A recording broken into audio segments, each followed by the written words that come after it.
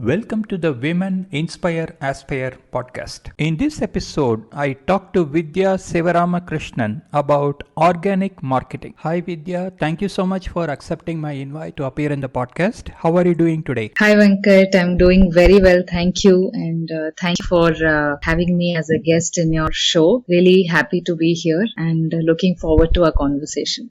It's a pleasure to have you in the podcast. Can you tell us about where you are from, your background, and what you do? Sure. So I was born in Madurai and raised in Jamshedpur and currently living in Chennai. And I have been a business journalist and right now I'm working as a marketer at a startup in Chennai. And that's pretty much my brief. Wonderful. You mentioned that you started as a business analyst and then got into marketing. Let's talk about your childhood values that shaped as you are today. What made you interested in business journalism as well as in marketing? That time I didn't know that, these values really were propelling me towards a direction. But in hindsight, does seem like one of my traits, which I think I've had since my childhood, is curiosity. I've always been curious. I posed very difficult questions to my parents. I mean, I'm sorry that I really troubled them a lot, but I was full of questions and thankfully that didn't die down as I grew up. The questions continue to come up. There's just no time to answer all the questions, but I really enjoy finding out new things. I love speaking with people and figuring out things as to how things work. Why are certain things in a certain way? Why are things not in a certain way? Just exploring the philosophy of it. Even as a child, I was very curious about life and death. What happens? Why are people born, or why are beings born, and why do they die? What happens? Is there afterlife? Do we take multiple births? And so on and so forth. So I started asking these questions, I think right from primary school, and I'm still continuing to pursue those deep questions as well, along with questions on how things work and why things are in a particular way and why they aren't in a particular way. That particular trait sort of pushed me towards journalism, and I think even as a marketer, you get to apply some of these qualities, and not just these two professions, right? In any profession, I think curiosity does really help in figuring things out, solving problems. I hope I was able to answer your question, Venkat. When you mentioned about curiosity, do you believe that if somebody told you that this is how things work, for example, if somebody told you what life is, would you accept that, or would you like to experience it yourself? I would definitely want to experience it myself. It's a very deep and profound thing, right? You cannot figure it out in that sense. It's not like a question like, why does the sun rise in the east? It's very deep. So I don't think one can find the answer just by talking to people or reading books or watching documentaries. But then different people have had different insights or different views and different worldviews. So it's interesting to see their points of view, and that basically is food for thought. You start thinking in different directions. So I love having conversations on such topics. But yes, it is all experiential, and I'm very aware that these conversations are only intellectually stimulating, but nowhere closer to the truth. Because until you experience it, like you said, you really don't know. So my favorite answer is I don't know. Yeah, great. You mentioned that we have to be curious to listen to others' point of views, but at the same time, it's not the truth unless we experience it ourselves. Let's talk about your work. So what exactly do you do? So I am working at a startup, the GTM team, helping the startup create awareness about the space and the startup itself, build its brand, generate leads for the startup, and then help nurture them so that they convert. So that's pretty much it in a nutshell. Largely doing it through organic means. Okay, so for the sake of the audience, what exactly is organic means that you employ? It really varies depending on the business and the space that you operate in. If I have to put it very in a simplistic fashion, it is just that you employ efforts, you invest your time and skill to generate something and attract target audience's interest in your product, in that service that you are offering without spending much money. So this is largely the unpaid part. You explore avenues where you spend no money or very less money to generate interest and therefore leads as we call it, who eventually convert into customers. When you talk about organic means, you employ things like SEO, social media. That's right. That's right. You hit the nail on the head. SEO content are largely the most popular means of generating interest that occupies a lion's share of what we do in generating interest. So now that we have LLMs have their own way of ingesting data and providing suggestions. Search engines have their own AI based summary things. Now that's different from SEO, right? So how do you do marketing around this? Okay, so that's a very interesting point that you raised. It is something that, all marketers are really grappling with at the moment. Things have changed very rapidly in the last few months. I think most of us did see it coming. It's just that we still don't know how it will end up looking like in 2026 or even further. I think it's an ever evolving space at the moment. When you go to Google or any other search engine and you look for a particular term or a phrase or whatever it is that you're looking for, there is an AI overview, and that has basically reduced the number of visits or clicks that you get to your website. But funnily, what we call as impressions, which is nothing but the number of times the target audience has seen your article or blog or landing page as a link in the search results page, that has shot up. A lot of people used to refer to it as a vanity metric, but suddenly now it has assumed importance because you're able to now capture as to how many people have actually seen your link. They may not click on it and enter your website, but at least you know that they have seen it. A lot of the companies where they used to rank 1, 2, 3 now are being pushed further down the ladder on the search results page because of the AI overview. And since the AI overview is comprehensive in most cases, and if you're not a very serious buyer, then you wouldn't really click on it and, come and spend time to read it. So the challenge now is to not just figure on page 1 of the Google search engine results, but also to figure out how can you appear in the AI overview as well. Because if you've noticed, if for a lot of keywords and terms, the sponsored results are also displayed on top. So you have the AI overview and then the sponsored results and then your organic listing. The challenge is to now also optimize to appear in the AI overviews as well as in all your LLMs. If a person is looking for a platform or a service or a product in the space that you're operating in, how do you ensure that your brand also appears in the answers that it generates? You mentioned that the number of impressions have gone up. Why do you think so? Because people are not clicking on the links per se. It is appearing in the AI overview. If your articles are good enough, they end up being featured in the AI overview section, which is typically 3 links that are shown in the AI overview. So whatever the search engine's LLM thinks are good enough answers to be served as capsules to the audience, bite-sized information. If it appears there and if the person who's seeking answers is satisfied with those answers, they're not going to click on it and enter your website and read. They're just going to close the tab and go away. The impressions have shot up, but the number of clicks or the visits to your website have come down. That makes sense because people would be looking for information or answers which is provided by the summary without going into the details about which website provided that information. So the website also appears, so the link appears. So if you notice, there is a small link icon that appears there. So the link appears, so you can click on it and see, whose website is being featured there. But it takes some amount of seriousness for them to actually click on it and then enter and then browse through your website. Yeah, most of the general public won't be interested in getting into the link and finding out the details unless you are a researcher or if you are doing a citation or something like that. You're not going to look into the link or if the link is providing the right information, etc. Yeah, very interesting space you are in right now. But how do you make sure that the bots are picking up your website, especially the LLM bots? Because basically they are the ones which are ingesting the information. I mean, a lot is being debated on this. A lot is being said on this, right?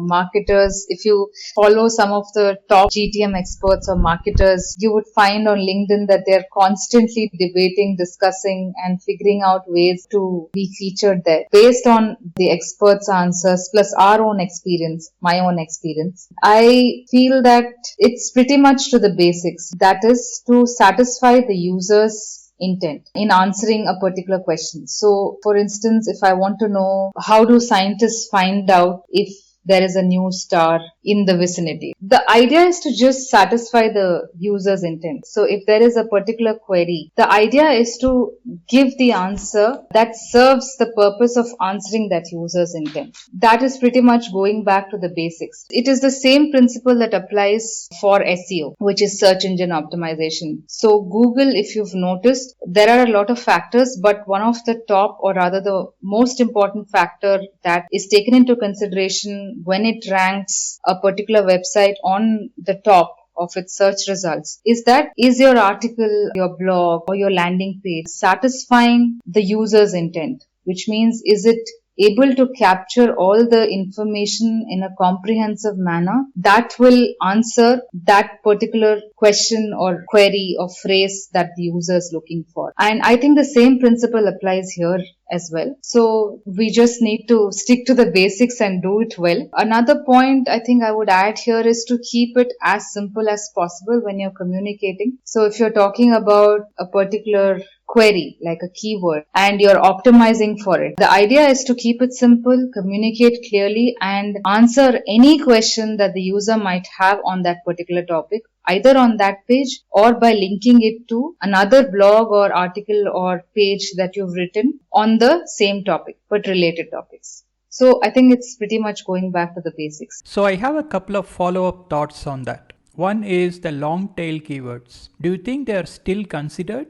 And the second question is, you mentioned that you got to keep the information simple and straightforward. How do we do that? Is there a structure that we need to consider? The schema.org structure, does it still work? And being considered by the LLMs during the research? So good questions there, Venkat. I think we're still figuring out the answers, concrete answers for these in today's evolving LLM world. From what I have gathered so far on the first point, so I think long tail keywords are typically optimized for in situations where you either operate in a niche space or you have already optimized, all the generic keywords or for all the core keywords that pertains to your specific business or domain or whatever industry you're operating in. And then you move to the niche ones. So the niche ones could be either because you're operating in a niche space or because you're operating for a certain kind of target audience whom you want to maybe convert at the bottom of the funnel. So we have 3 stages of the funnel. If you're operating a particular business, you need to attract audience to your business. So when you attract, let's say 100 people to your business, that is like the first level of interest that you evoke in them. So that is at the top of the funnel. So you basically bringing them to the surface of the funnel. And then only a few will then flow down to the funnel. And then finally the ones that end up buying your product or service are at the bottom of the funnel. So I think the long tail keywords, depending on the context of course, are useful in converting folks at the bottom of the funnel because now they are very serious about buying the particular service or product that one is selling. So you optimize it for them, or you're operating in a very niche space where you need to optimize for those long tail keywords and you're serving your target audience in that way. And the second question was on schema. So still is important, I think, because it basically helps in giving a structure and it's sort of explaining the lay of the land to LLMs and saying, hey, this is how I have structured my website. This is where you can retrieve information from on these areas. I think it just makes it easier to crawl your website and it helps in better citation. And I think it helps in giving better and clearer AI responses. I think it's still relevant now. Wonderful. Anything else that we need to talk about in your workspace that we already haven't covered now? Sure. So maybe one point is that I've only recently turned a marketer. I've been a journalist for most part of my career. It's been a wonderful journey as a journalist. I think much of my worldview, much of my cynicism, my questioning, I think it has been shaped by that profession. Thankful and grateful for that enriching experience that journalism has given me. Sure. Just one point before we move on to the other topics. What area of journalism are you very interested in? Been a business journalist all throughout. I've always been fascinated as to how businesses scale, what factors influence them. There would be examples of certain factors influencing a startup in such a way that they end up being successful in scaling, but the same factor would end up resulting in the downfall of another startup, or rather them not scaling. I find the scaling part very fascinating because it's, I think, probably one of the most difficult. I think the startup world speaks a lot about it, not so much by the traditional businesses, but I have been fascinated by different business models, how they scale. So it's commendable as to how business folks do it. Interesting. Thank you so much for sharing that. Now let's talk about your hobbies and interests. What do you do apart from work? I enjoy music a lot. I largely listen to classical, which is both Carnatic and Hindusthani. Western, I would want to listen to more, but I've not really found the space or time to do that. But I would really like to explore Western classical music at some point. I have learned music as a child, Carnatic. I've grown up listening to a lot of the musicians. Carnatic music and Hindustani classical, I really enjoy listening to. I like singing as well. I, of course, enjoy popular film music too, both Hindi and Tamil, because I'm familiar with these two languages the most. Right from the old classics to some of the new popular ones as well. Reading, of course, though of late I have not been able to read as much as I would like to. I enjoy both fiction and non-fiction on varied topics depending on, what I feel like reading. Besides that, I enjoy deep conversations with folks whose wavelengths sort of match with mine, whose value systems match with mine.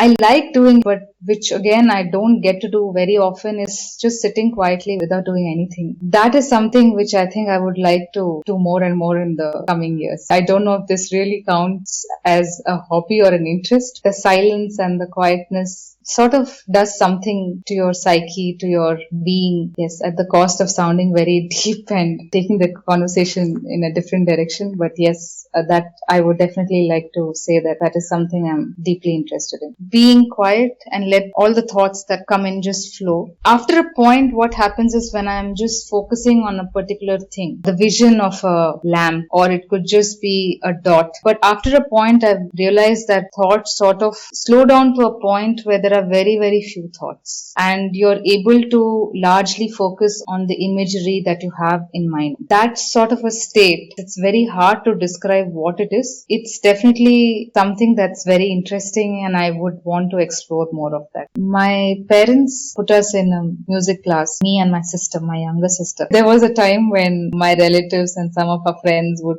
call us Jamshedpur Sisters. Actually, there was a lot of hope that, we would eventually become Carnatic musicians, but that is another story. It didn't happen. Opened a worldview where I felt, oh my God, how can 7 notes make so many ragas, make so many different variations? How can they sound so different and yet they are from the same source? That made me appreciate the beauty of Carnatic music, and it's extremely hard to learn any form of classical music. I have had the fortune to be exposed to Hindustani classical as well because I grew up in Jamshedpur. It was sort of known as the melting pot of cultures. So because of the presence of Tata Steel, people from all over the country came there.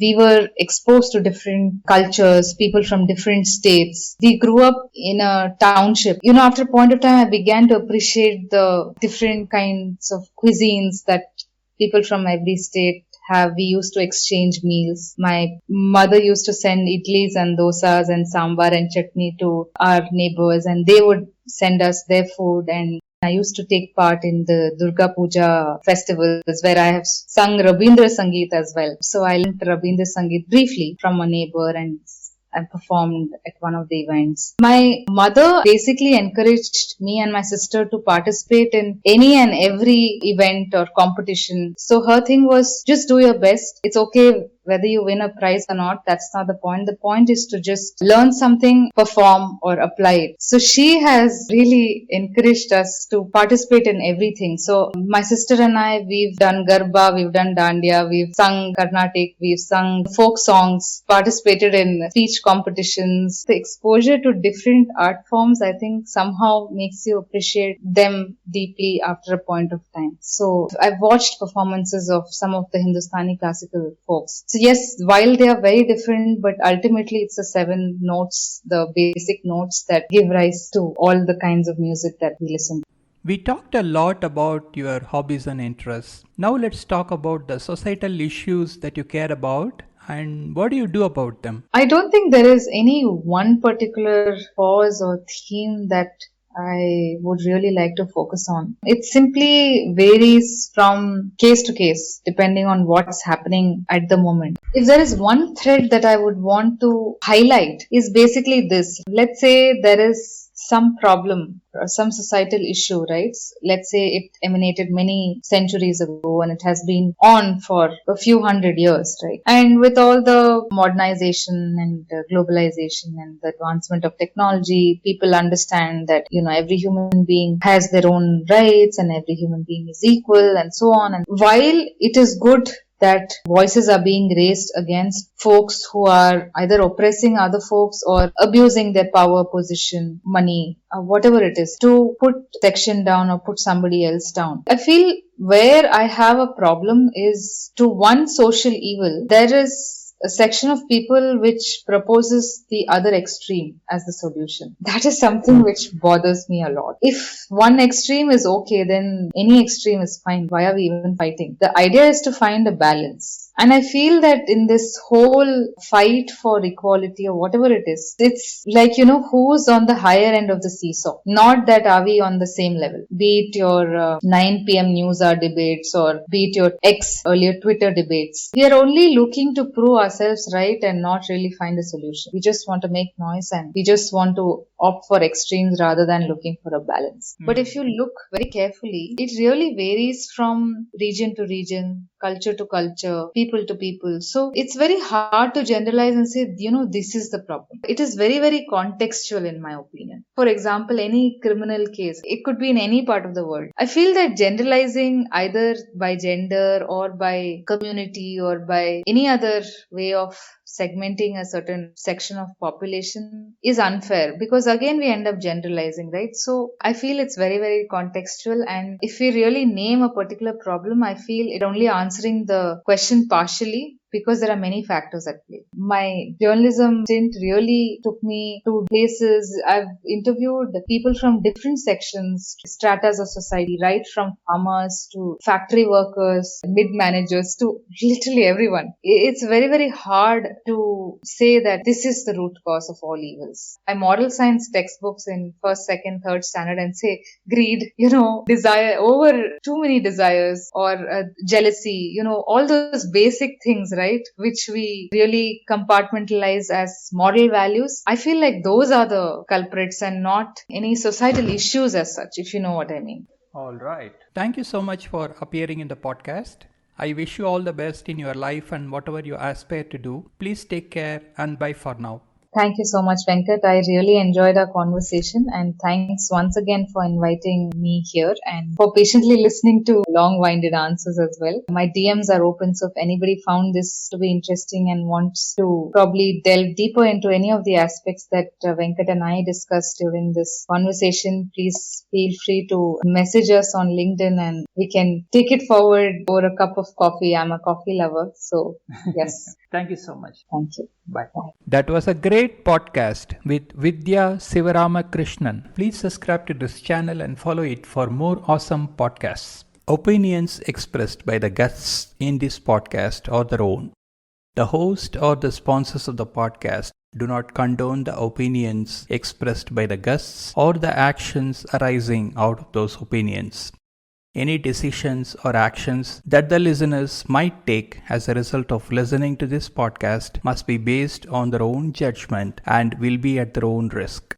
The podcast host or the sponsors will not be held responsible for the consequences of any actions and or decisions taken as a result of any content in this podcast.